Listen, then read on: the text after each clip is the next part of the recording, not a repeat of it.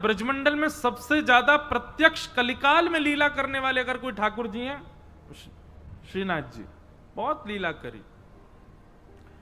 सो दोपहर में राजभोग के बाद मंदिर बंद हो जाता है, ठाकुर जी सब गोविंदास आदि के संग में निकल जाते गिरिराज जी पे। अच्छा, गोवर्धन के लोगों को नहीं पता होता था कि ठाकुर जी लीला करते हैं, केवल कुछ गिने चुने लोगों को ही दिखते थे ठाकुर जी की लीला। तो गोविंदास आदि कुछ सखाओं से ठाकुर जी बोले, चल भैया आज छुपन छुपाई खेलेंगे।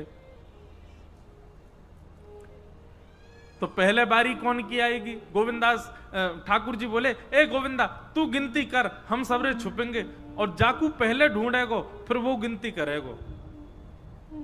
गोविंदास जी बोले ठीक है। अब गोविंदास जी गिनती कर रहे हैं, 1 2 3 4 5 6 7 8। अब सब दौड़ रहे हैं गिरिराज जी में, कोई पेड़ के पीछे छुप गए हो, कोई गुफान में घुस गए हो, कोई नीचे चलो गए हो, कोई कहीं भाज गए हो। ठाकुर जी एक वृक्ष के ऊपर चढ़ गए, स्वयं प्रत्यक्ष श्रीनाथ जी वहां छुप करके बैठे हैं। बोले गोविंदास दूर तो आवेगो। लेकिन गोविंदास जी बड़े चतुर हैं, बहुत ध्यानपूर्वक सुनियो।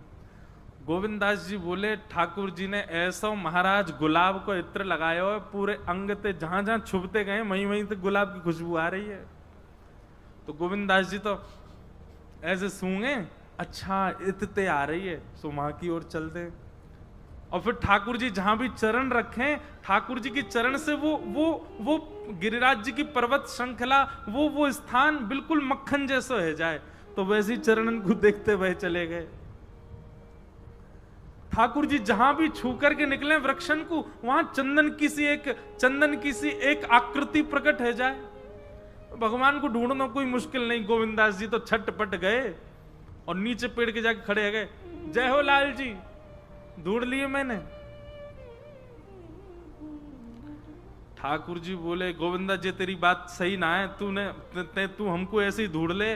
अरे कहा बताएं, एक तो हमारे चरणन में इतनो महावर लगा दें गुसाई जी, ऊपर तो इतनो इत्र लगा दें पूरे अंग पे, और दूसरे हमारे हाथ कहीं भी स्पर्श करें वहीं से सुगंधी आ जाए, और ये सुगंधी देख देख के तू मेरे पीछे पीछे आ जाए, जो तेरी अच्छी बात ना है गोविंदा।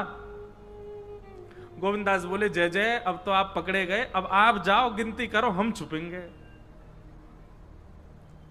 ठाकुर जी बोले, मोह ढूंढना तो बड़ा आसान है, पर मैं यह कैसे ढूंढूंगा जे कहीं छुप गया तो।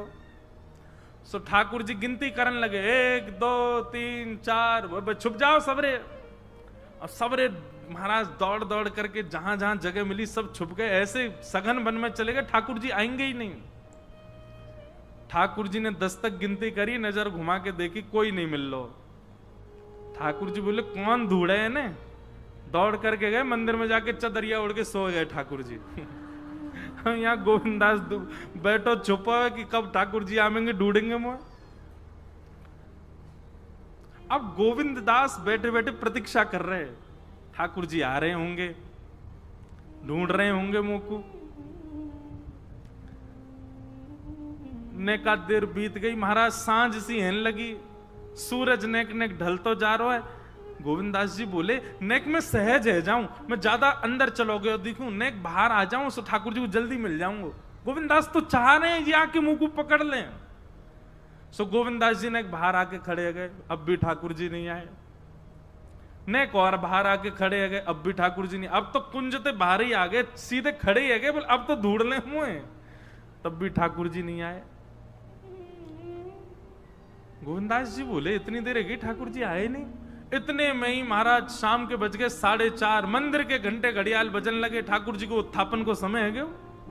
और घंटे घड़ियालन की आवाज जैसे सुनी, गोविंदास बोले, ये तो मंदिर खुलवे को समय है, मतलब हमें यहां छोड़ के खुद जाके मंदिर में सो गए।